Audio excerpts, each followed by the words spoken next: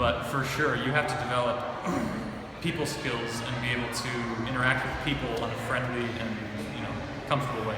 Yeah, I noticed you have more of like a comedy approach instead, because a lot of magicians, they get real serious, and I mean, I guess that would be okay for like a stage act or something.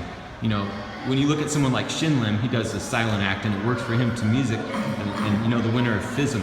But what I'm trying to say is, a lot of magicians, they get caught up in the techniques, and when they're working on their routine, they kind of ignore the character building and some of the other things because they're so caught up in the effects or the techniques. So watching you is a really refreshing approach to magic. Allan Ackerman is my mentor, so he's a total technician. I mean, he's also a performer. There's a lot of performers, but there's a lot of different approaches. I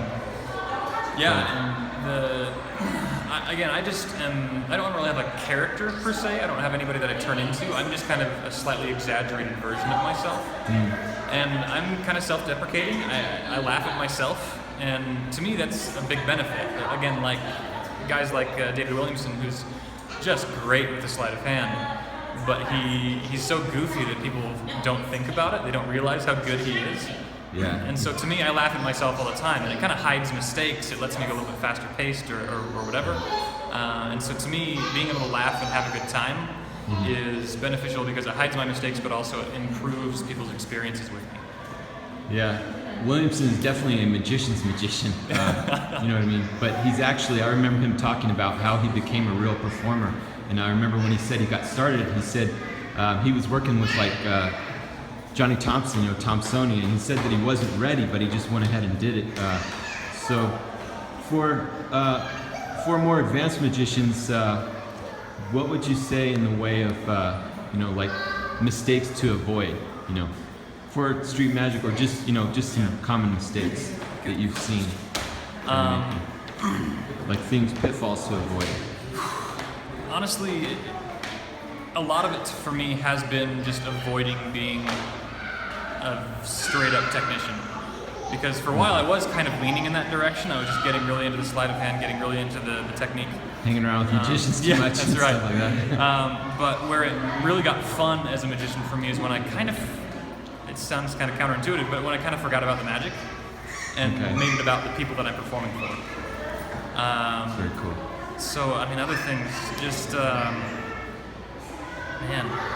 for developing like a style and for developing like, a persona, and kind of to get away from the technique into what kinds of advice would you have for people that want to make the transition from just performing for family members and friends, and then, to go to pro? Because you're actually transitioning, you're making the transition already. So would it be about the material? It's a part of it, right? The act? Big time. You have to get away from like you said, the magic for magicians. You have to kind of remove yourself from the weekly updates from Penguin and buying every trick that pops up. Definitely. And you have to really look at material that is commercial, that people like, but that also is easy to carry with you. Some people love to do a bunch of like gaff card tricks and a bunch of gimmicks in their pockets and everything. And if that's your act, then great. But for me, it kind of bogs me down. And so I can't have a million different gimmicks in my pockets, or else I get kind of distracted. I can't find what I'm looking for. So keeping things simple is really important. And then making sure that what you're doing works for people, and that really just comes with either talking to other professional magicians who can give you a little bit of a direction, and then also just getting out there and performing for people. Cool.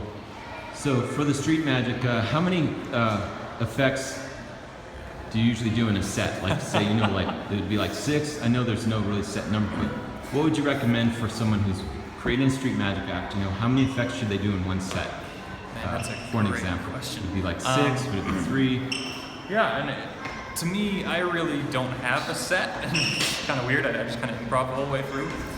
So I make sure that when I go and do street magic, I just have a variety of things that I'm really, really comfortable with. Some things I bring with me that are good for smaller groups, just in case I don't have a lot of people, so I can do rubber bands or coins or something.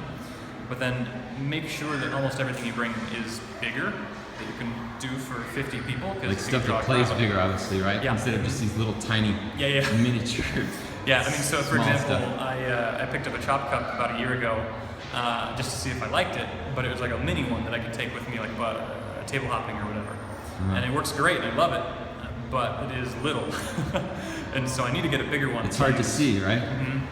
Yeah, so, and it's a lot of fun. I mean, I drop a rubber duck and a ball bearing out of it. It's this big, but cool. But yeah, you have to look at material that is very visible, very visual, because sometimes it gets really loud. There was an outdoor concert down the street from me, so people couldn't hear me very well. Yeah, so I had to make sure exactly. what I was doing How do you very deal with visual. the sound, like when it's loud like that? Because I noticed you dealt with that really well. You built up a huge crowd, and it was almost like, you know, it's really hard to hear. There was that concert going on, and you still managed to pull off your act and do everything with them.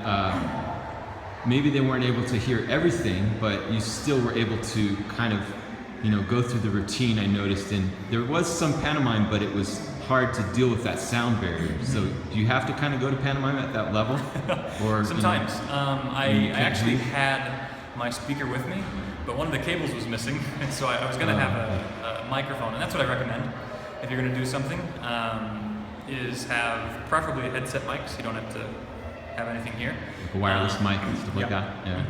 And that helps a lot. I just happen to be blessed with a very loud voice, so by the end of the day, my voice was shot. I was done, but basically, I mean, I do Morgan Strebler's liquid metal routine with a little bit of modification. Yeah, I noticed that. That's a really awesome routine. It's very commercial. That fork routine really gets great reactions. You were getting some big reactions off of that. So I do that routine, I do the rope routine, I do some things, and basically what I try to do to keep a crowd is I go to different pieces of the audience. So I'll do one part of the fork routine over here, and then I'll go over there.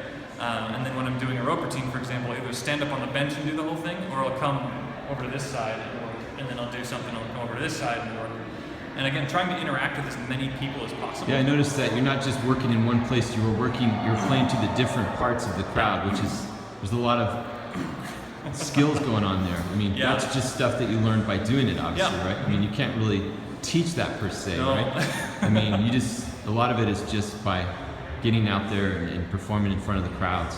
I mean, you can do all the technique in the world, but if you don't actually ever go out there, it's completely different. I mean, you can get shell-shocked from it, right? I mean, and, you know, that's another thing is being able to get in front of people is hard. It just is. Yeah, a lot of our guys, they get really nervous, the magicians. So what would you say to overcome, like, the nerves of not just street magic, anything, you know, like people that are just trying to, you know, become a magician, and that's one of the biggest obstacles I've seen with a lot of our guys and stuff. They just want to know how to deal with that stage fright or those nerves. So do you have some advice for some of the